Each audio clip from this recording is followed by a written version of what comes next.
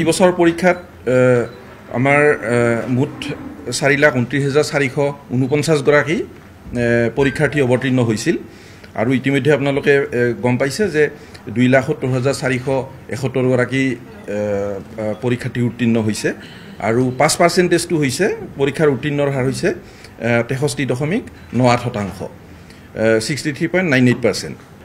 আমিচি শইকীয়া তেখেত প্ৰজ্ঞা একাডেমী যোৰহাটৰ তেখেতে আটাইতকৈ বেছি নম্বৰ এই পৰীক্ষাটোত আটাইতকৈ বেছি নম্বৰ পাইছে।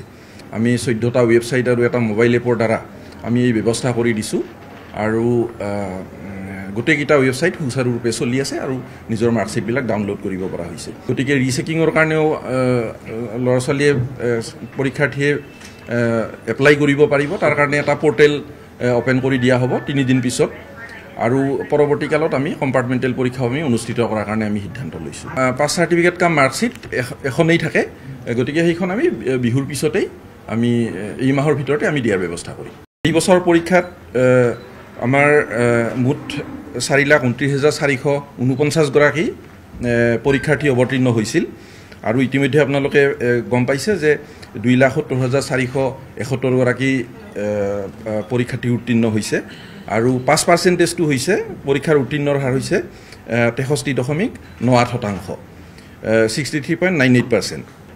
আমিচি শইকীয়া তেখেত প্ৰজ্ঞা একাডেমী যোৰহাটৰ তেখেতে আটাইতকৈ বেছি নম্বৰ এই পৰীক্ষাটোত আটাইতকৈ বেছি নম্বৰ পাইছে। আমি 14টা ৱেবছাইট আৰু এটা মোবাইল এপৰ দ্বাৰা আমি এই ব্যৱস্থা কৰি দিছোঁ আৰু গোটেইকেইটা ৱেবছাইট সুচাৰুৰূপে চলি আছে আৰু নিজৰ মাৰ্কশ্বিটবিলাক ডাউনলোড কৰিব পৰা হৈছে। গতিকে ৰিচেকিঙৰ কাৰণেও ল'ৰা ছোৱালীয়ে পৰীক্ষাৰ্থীয়ে এপ্লাই কৰিব পাৰিব। তাৰ কাৰণে এটা পৰ্টেল অপেন কৰি দিয়া হ'ব 3 দিন পিছত আৰু পৰৱৰ্তী কালত আমি কম্পাৰ্টমেণ্টেল পৰীক্ষাও আমি অনুষ্ঠিত কৰাৰ কাৰণে আমি সিদ্ধান্ত লৈছোঁ। পাছ চাৰ্টিফিকেট কাম মাৰ্কশ্বিট এখনেই থাকে, গতিকে সেইখন আমি বিহুৰ পিছতেই আমি এই মাহৰ ভিতৰতে আমি দিয়াৰ ব্যৱস্থা কৰিম।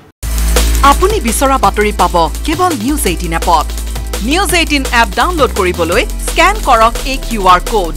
গুগল প্লে ষ্টৰতো পাব এই নিউজ 18 এপ।